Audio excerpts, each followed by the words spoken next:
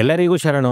ಸ್ವತಂತ್ರ ಹೋರಾಟಗಾರರಾದ ಗಾಂಧೀಜಿಯವರು 21 ದಿನ ಹೈಯೆಸ್ಟ್ ಉಪವಾಸ ಸತ್ಯಾಗ್ರಹ ಮಾಡಿರೋ ರೆಕಾರ್ಡ್ ಇರೋದು. ಅವರು ಬ್ರಿಟಿಷ್ ಅವ್ರನ್ನ ಏನು ತಮ್ಮ ಬೇಡಿಕೆಗಳನ್ನ ಈಡೇರಿಕೆ ಆಗಬೇಕು ಬ್ರಿಟಿಷ್ ಅವ್ರ ಹತ್ರನೋ ಇಲ್ಲ ಬೇರೆ ಸರ್ಕಾರ, ಅವಾಗ ಬೇರೆ ಬೇರೆ ರಾಜರು ಸರ್ಕಾರ ಇರ್ಬೋದು, ಒಟ್ಟಿನಲ್ಲಿ ಜನರ ಪರವಾಗಿ ಏನಾದರೂ ಕೆಲಸಗಳಾಗಬೇಕು ಅಂತಂದಾಗ ಒಂದು ಒಳ್ಳೆ ಮಾತಲ್ಲಿ ಕೇಳಲಿಲ್ಲ ಅಂತಂದರೆ ಅವರು ಉಪವಾಸ ಕೂರ್ತಿದ್ರು. ಈ ಒಂದು ಉಪವಾಸ ಕೂತು ಬೆದರಿಕೆ ಹಾಕುವಂಥದ್ದಿತ್ತಲ್ಲ, ಇದು ನಿಜವಾಗ್ಲೂ ಇಡೀ ಜಗತ್ತಿಗೆ ಇವರೇನೆ ಅದನ್ನು ತೋರಿಸ್ಕೊಟ್ಟಂಥವ್ರು. ಮತ್ತು ಸಾಕಷ್ಟು ಹೋರಾಟಗಳನ್ನ ಗೆದ್ದರು. ಕೊನೆಗೆ ಸುಮಾರು 100-150 ವರ್ಷ ಬೇರೆ ಬೇರೆ ರೂಪದಲ್ಲಿ ನಡೆದಂಥ ಸ್ವಾತಂತ್ರ್ಯ ಚಳವಳಿನ ಇವರು ಈ ರೀತಿಯ ಅಹಿಂಸಾ ಹೋರಾಟದಿಂದ ಅದನ್ನು ಗೆದ್ದರು ಕೂಡ. ಇಂಥ ಒಬ್ಬರು ಗಾಂಧಿಯ ಫಾಲೋಯರ್ಸು ಎಲ್ಲ ಕಡೆ ಸೃಷ್ಟಿಯಾಗಿದ್ದರು. ಸ್ವತಂತ್ರ ಚಳವಳಿ ಇರ್ಬೋದು, ಏಕೀಕರಣ ಕರ್ನಾಟಕ ಇರ್ಬೋದು, ಅದೇ ರೀತಿ ಏನು ತೆಲುಗು ಸ್ಟೇಟ್ ಆಗಬೇಕು ಅಂತ ಹೋರಾಟ ಮಾಡಿದ್ರಲ್ಲ ಪೊಟ್ಟಿ ಶ್ರೀರಾಮುಲು, ಅವರು ಕೂಡ ಗಾಂಧಿ ಫಾಲೋಯರೇನೆ. ಗಾಂಧೀಜಿಯವರ ಈ ಒಂದು ಉಪವಾಸ ಸತ್ಯಾಗ್ರಹದ ತಂತ್ರ ಏನಿತ್ತೋ ಅದನ್ನು ಮೈಗೆ ಅಳವಡಿಸ್ಕೊಂಡಿದ್ದವರು. ಅವರು ನಮಗೆ ತೆಲುಗು ಮಾತಾಡೋರ್ಗೆ ಒಂದು ಸ್ಟೇಟ್ ಬೇಕು, ಒಂದು ರಾಜ್ಯ ಬೇಕು ಅಂತೇಳಿ 1952ರಲ್ಲಿ 56 ದಿನ ಉಪವಾಸ ಸತ್ಯಾಗ್ರಹ ಮಾಡಿ ತೀರ್ಕೊಳ್ತಾರೆ. ಅದಾದಮೇಲೆ ತುಂಬ ದೊಡ್ಡ ಗಲಾಟೆಗಳಾಗ್ಬಿಡುತ್ತೆ. ಆಮೇಲೆ ಫಸ್ಟು ಲ್ಯಾಂಗ್ವೇಜ್ ಸ್ಟೇಟ್ ಅಂತ ಆಂಧ್ರ ಪ್ರದೇಶನ ಮಾಡ್ತಾರೆ. ಇವತ್ತೇನು ಆಂಧ್ರ ಪ್ರದೇಶ ಇದೆ ಅದೇನೇ ಫಸ್ಟು ಲ್ಯಾಂಗ್ವೇಜ್ ಸ್ಟೇಟ್ ಆಗಿದ್ದು 1953ರಲ್ಲಿ. ಆಮೇಲೆ 56ರಲ್ಲಿ ಇವತ್ತಿನ ತೆಲಂಗಾಣ ಅಂತ ಮತ್ತೆ ಏನು ಡಿವೈಡ್ ಮಾಡಿದ್ರು, ಆ ತೆಲಂಗಾಣನೂ ಸೇರಿಸಿ ಅಖಂಡ ಆಂಧ್ರ, ಆ ದೊಡ್ಡ ಆಂಧ್ರ ಪ್ರದೇಶ ಮಾಡಿದರು. ತೆಲುಗು ಮಾತಾಡೋರಿಗೆಲ್ಲ ಒಂದು ರಾಜ್ಯ ಅಂತ ಆಗಿತ್ತು. ಅದು ಒಂದು ಒಳ್ಳೆಯ ಕೆಲಸ ಆಗಿತ್ತು. ಆದರೆ ಮತ್ತೆ ಅದನ್ನು ಛಿದ್ರ ಮಾಡಿದ್ರು 2014ರಲ್ಲಿ. ಈಗ ನಾನು ಹೇಳೋಕ್ಕೆ ಹೊರಟಿರುವ ವಿಚಾರ ಏನು ಅಂತಂದರೆ, ಗಾಂಧೀಜಿಯವರು 21 ದಿನನೇ ಅವರ ಹೈಯೆಸ್ಟ್ ರೆಕಾರ್ಡ್ ಇರೋದು. ಇನ್ನು ಪೊಟ್ಟಿ ಶ್ರೀರಾಮುಲು ಅವರು 56 ದಿನ ಅವರು ಈ ಉಪವಾಸ ಸತ್ಯಾಗ್ರಹ ಮಾಡಿ ಅವರು ತೀರ್ಕೊಂಡೇ ಬಿಟ್ರು. ಅಮರಜೀವಿ ಅಂತಲೇ ಕರೀತಾರೆ ಅವ್ರನ್ನ ತೆಲುಗು ಜನ. ಇವ್ರಿಗಿಂತನೂ ಜಾಸ್ತಿ ದಿನ, 20 ದಿನ ಜಾಸ್ತಿ ಒಬ್ಬರು ಉಪವಾಸ ಸತ್ಯಾಗ್ರಹ ಮಾಡಿ ಅವರು ಕೂಡ ತೀರ್ಕೊಂಡ್ರು. ಏನಕ್ಕೆ ಗೊತ್ತಾ? ತಮಿಳ್ನಾಡು ಅಂತ ಹೆಸರಿಡಿ.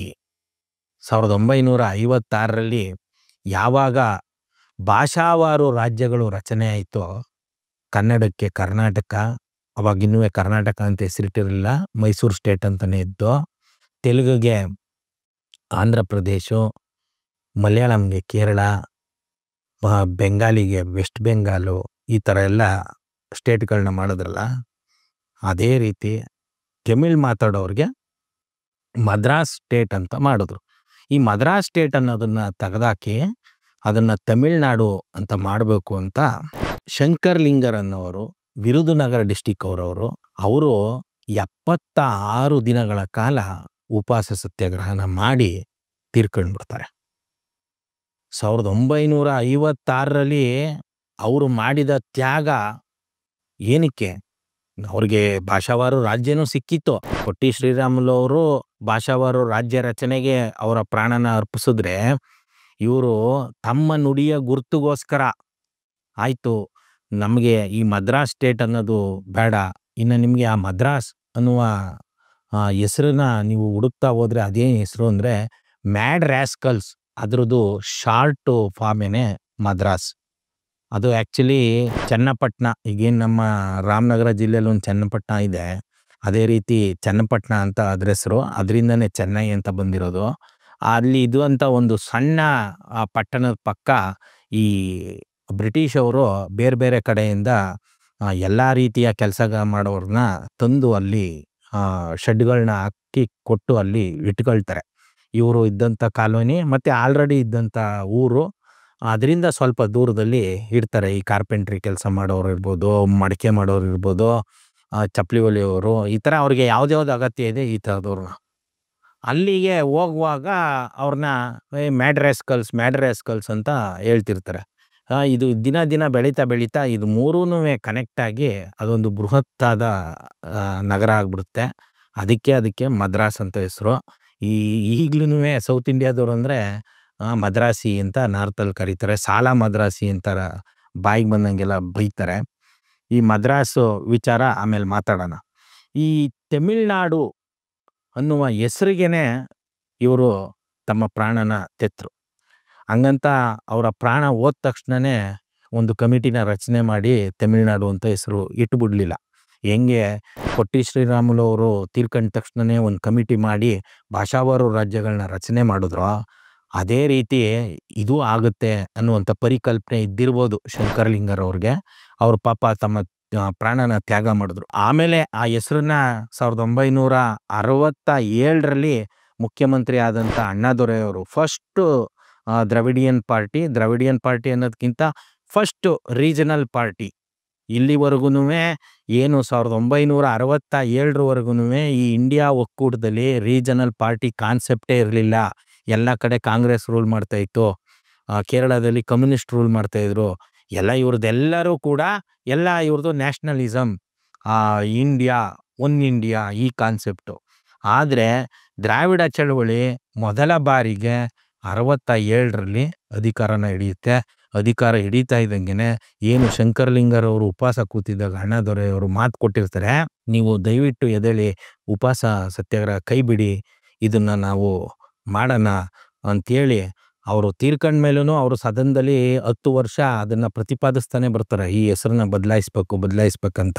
ಆದರೆ ಬೇರೆ ಪಕ್ಷಗಳು ಅದನ್ನು ಮಾಡಲ್ಲ. ಇವರು ಅಧಿಕಾರಕ್ಕೆ ಬಂದ ತಕ್ಷಣವೇ ಅದನ್ನು ಪಾಸ್ ಮಾಡ್ತಾರೆ. ಪಾಸ್ ಮಾಡಿ ಅದು ಸೈನ್ಗೆ ಮಾಮೂಲಿ ಪಾರ್ಲಿಮೆಂಟ್ ಕಳಿಸ್ಬೇಕು. ನೋಡಿ, ಇಲ್ಲಿ ನಾವಿರುವ ವ್ಯವಸ್ಥೆ ಯಾವ ರೀತಿಯ ಅಡಿಯಾಳಿನ ವ್ಯವಸ್ಥೆ. ತುಂಬ ಜನ ಮಾತಾಡ್ತಾರೆ ಕಾನ್ಸ್ಟಿಟ್ಯೂಷನಲ್ಲಿ ಅಲ್ಲಿ ಅದೇನದು ಸೆಂಟ್ರಲ್ ಗೌರ್ಮೆಂಟ್ಗೂ ಸ್ಟೇಟ್ ಗೌರ್ಮೆಂಟ್ಗೂ ಈಕ್ವಲ್ ರೈಟ್ಸ್ ಕೊಟ್ಬಿಟ್ಟಿದೆ.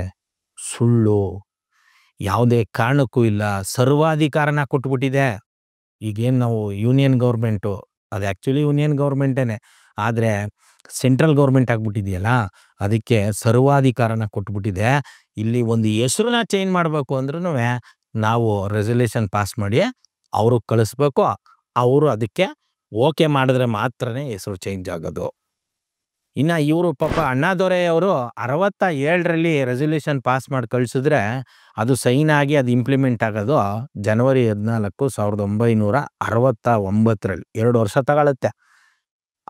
ಅದು ಇಂಪ್ಲಿಮೆಂಟ್ ಆಗಿ 25 ದಿನಕ್ಕೆ ಅನಾರೋಗ್ಯದಿಂದ ಅಣ್ಣಾದೊರೆಯವರು ತೀರ್ಕೊಂಡ್ಬಿಡ್ತಾರೆ. ನೋಡಿ, ತಮಿಳ್ನಾಡು ಅಂತ ಇಡೀ ಜಗತ್ತಲ್ಲೇ ಒಂದು ನಾಡಿರಲಿಲ್ಲ. ಆ ನಾಡನ್ನು ಅವರು ಸೃಷ್ಟಿ ಮಾಡಿ ಅದಕ್ಕೆ ಹೆಸರಿಟ್ಟು ಹೋರಾಟ ಮಾಡಿ ಒಂದು 20 ದಿನ. ಇಲ್ಲೂ ಕೂಡ ಕೆಂಗಲ್ ಹನುಮಂತಯ್ಯವರು ಅಂತ ಅವರು ಪಾಪ ಏಕೀಕರಣ ಕರ್ನಾಟಕಕ್ಕೋಸ್ಕರ ತಮ್ಮ ಅಧಿಕಾರನ ಕಳ್ಕೊಂಡ್ರು. ವಿಧಾನಸೌಧ ಕಟ್ಟಿಸಿದ ಕೆಂಗಲ್ ಹನುಮಂತಯ್ಯವರು ಅದರೊಳಗೆ ಹೋಗೋದಕ್ಕೆ ಬಿಟ್ಕೊಡ್ಲಿಲ್ಲ, ಅವ್ರದೇ ಪಕ್ಷದವರು. ಕಾರಣ ಏನು ಅಂತಂದರೆ, ಈ ಏಕೀಕರಣ ಮಾಡಿದ್ರಿಂದ ಹಳೆ ಮೈಸೂರು ಭಾಗದಲ್ಲಿ ಒಕ್ಕಲಿಗರಿಗೆ ಅಧಿಕಾರ ಹೊರಟೋಗ್ಬಿಡ್ತು, ನಿಜ. ಆಮೇಲೆ ಇವತ್ತು ಯಾಕೆ ದೇವೇಗೌಡರನ್ನ ಒಕ್ಕಲಿಗರು ಅಷ್ಟು ಬಿಗಿಯಾಗಿ ಹಿಡ್ಕೊಂಡಿದ್ದಾರೆ ಅಂತಂದರೆ, ಕೆಂಗಲ್ ಹನುಮಂತಯ್ಯವರು ಏಕೀಕರಣಕ್ಕೋಸ್ಕರ ಏನು ತಮ್ಮ ಅಧಿಕಾರ ತ್ಯಾಗ ಮಾಡಿದ್ರು, ಅದಾದಮೇಲೆ 38 ವರ್ಷ ಒಕ್ಕಲಿಗರಿಗೆ ಮುಖ್ಯಮಂತ್ರಿ ಸ್ಥಾನ ಸಿಕ್ಕಿರಲಿಲ್ಲ. ದೇವೇಗೌಡರು ಅದನ್ನು ಮತ್ತೆ ಪಡೆದ್ರು. ಆ ಕಾರಣಕ್ಕೆ ಒಕ್ಕಲಿಗರು ದೇವೇಗೌಡರು ಅಂತಂದರೆ ಒಂದು ವಿಶೇಷವಾದ ಪ್ರೀತಿನ ಇಟ್ಕೊಂಡಿದ್ದಾರೆ.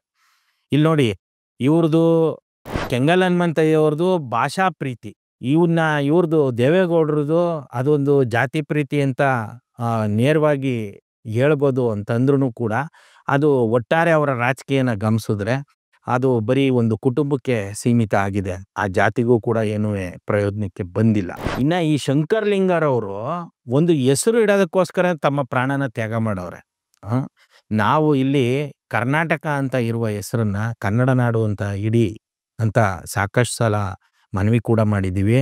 ಸಾಕಷ್ಟು ಜನ ದನಿ ಮಾಡ್ತಾ ಇದ್ದಾರೆ. ಸಾಮಾಜಿಕ ಜಾಲತಾಣಗಳಂತೂ ಕೆಲವರು ಕನ್ನಡ ನಾಡು ಅಂತಲೇ ಬಳಸ್ತಿದ್ದಾರೆ.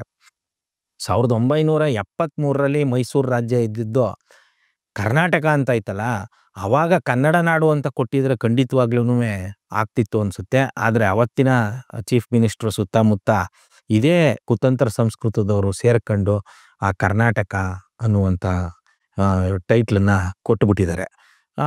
ಕೇಳಿದ್ರೆ ಅದಕ್ಕೆ ಏನೇನೋ ಒಂದೊಂದು ಸಬೂಬನ್ನ ಹೇಳ್ತಾರೆ. ತುಂಬ ಜನಕ್ಕೆ ಇವತ್ತು ತಮಿಳ್ನಾಡಿನ ಭಾಷೆ ತಮಿಳು ಒಂದು ಭಾಷೆ, ಅದೊಂದು ಪವರ್‌ಫುಲ್ ಭಾಷೆ ಅಂತ ಹೆಂಗೆ ಗೊತ್ತೋ ಹಂಗೆ ಕರ್ನಾಟಕಕ್ಕೆ ಕನ್ನಡ ಭಾಷೆ ಬಗ್ಗೆ ಗೊತ್ತೇ ಇಲ್ಲ. ಕನ್ನಡ ಪದನೇ ತುಂಬ ಜನ ಕೇಳಿರಲ್ಲ. ಅನ್‌ಹರ್ಡ್ ಲ್ಯಾಂಗ್ವೇಜ್ ಅಂತ ಗೂಗಲಲ್ಲಿ ತೋರಿಸುತ್ತೆ. ಬೇಜಾರಾಗುತ್ತೆ. ನಮ್ಮ ನಮ್ಮ ನುಡಿ ಗುರುತು ನಮ್ಮ ರಾಜ್ಯದ ಹೆಸರಲ್ಲಿ ಇರಬೇಕು. ಈ ರೀತಿಯ ತ್ಯಾಗ ಮಾಡಿ ತಮಿಳ್ನಾಡಿಗೆ ಹೆಸರನ್ನ ತಂದುಕೊಟ್ಟಿದ್ದಾರೆ. ಇಂಥ ತ್ಯಾಗಮಯಿಗಳು ನಮ್ಮಲ್ಲಿ ಖಂಡಿತವಾಗ್ಲೂನು ಇಲ್ವಾ ಅಂದರೆ ಇದ್ದಾರೆ. ನಮ್ಮಲ್ಲೂ ಕೂಡ ಸಾಕಷ್ಟು ಹೋರಾಟಗಾರರು, ಸಾಕಷ್ಟು ತ್ಯಾಗಮಯಿಗಳು ಬೇರೆ ಬೇರೆ ವಿಚಾರಕ್ಕೆ ಅವರ ಜೀವನನೇ ಮುಡಿಪಿಟ್ಟು ಕೆಲಸ ಮಾಡಿದವರು ಇದ್ದಾರೆ. ಆದರೆ ಈ ಒಂದು ವಿಚಾರನ ಏಕೋ ಕಾಣೆ ನೆಗ್ಲೆಕ್ಟು ಮಾಡಲಾಗಿದೆ. ಇದನ್ನು ನಾವೆಲ್ಲ ಮುಂದಿನ ದಿನಗಳಲ್ಲಿ ಇದನ್ನು ಸಾಕಾರಗೊಳಿಸ್ಬೇಕು. ಇನ್ನು ಈ ವಿರುಧುನಗರ ಡಿಸ್ಟಿಕ್ಕಲ್ಲಿ ಬಗ್ಗೆ ಹೇಳಬೇಕು ಅಂತಂದರೆ MGR ಅವರು ಫಸ್ಟ್ ಟೈಮ್ ಇದೇ ಡಿಸ್ಟಿಕ್ಕು ಅರಪ್ಪುಕೋಟೆಯಿಂದ MLA ಆಗಿ ಆಯ್ಕೆಯಾಗಿ ಮುಖ್ಯಮಂತ್ರಿ ಆದಂಥವ್ರು. ಇನ್ನು ಸಮುದ್ರಕಣಿ ಅಂತ ಒಬ್ಬರು ಫೇಮಸ್ಸು ಡೈರೆಕ್ಟ್ರು, ಅವರು ಇದೇ ಡಿಸ್ಟಿಕ್ ಅವರು. ಇನ್ನು ಕಾಮರಾಜ್ ಅವರು, ಮುಖ್ಯಮಂತ್ರಿ ಕಾಮರಾಜ್ ಇದ್ರಲ್ಲ, ಅವರು ಕೂಡ ಇದೇ ಡಿಸ್ಟಿಕ್ ಅವರು, ಇದೇ ವಿರುಧುನಗರ್ ಡಿಸ್ಟಿಕ್ ಅವರು. ಇದೊಂಥರ ಲೀಡರ್ಸ್ಗಳಿಗೆ ಒಂದು ಡಿಸ್ಟಿಕ್ ಅಂತಲೇ ಹೇಳ್ಬೋದು. ಅಂಥ ಒಂದು ಡಿಸ್ಟಿಕ್ ಇದು ವಿರುಧುನಗರ್ ಡಿಸ್ಟಿಕ್ ಅನ್ನುವಂಥದ್ದು. ಈ ತಮಿಳ್ನಾಡು ಹೆಸರು ತುಂಬ ಜನಕ್ಕೆ ಏನೋ DMK ಅವರು ಏಕಾಏಕಿ ಇಟ್ಟುಬಿಟ್ರು ಅನ್ನುವಂಥ ಮನಸ್ಥಿತಿ ಇದೆ. ಇಲ್ಲ ದ್ರಾವಿಡ ಚಳವಳಿಯವರು ಇಟ್ಬಿಟ್ರು ಅಂತ. ಇವರ ದ್ರಾವಿಡ ಚಳವಳಿಯ ಒಲವಿದ್ದಂಥ ಶಂಕರಲಿಂಗರವರ ಉಪವಾಸ ಸತ್ಯಾಗ್ರಹ ಮಾಡಿ ತೀರ್ಕೊಂಡ್ರಲ್ಲ, ಅವರ ಕೊಡುಗೆ ಇದರಲ್ಲಿ ಹೆಚ್ಚು ಇದೆ ಅಂತ ಈ ಮೂಲಕ ತಿಳಿಸೋದಕ್ಕೆ ಇಷ್ಟಪಡ್ತೀನಿ.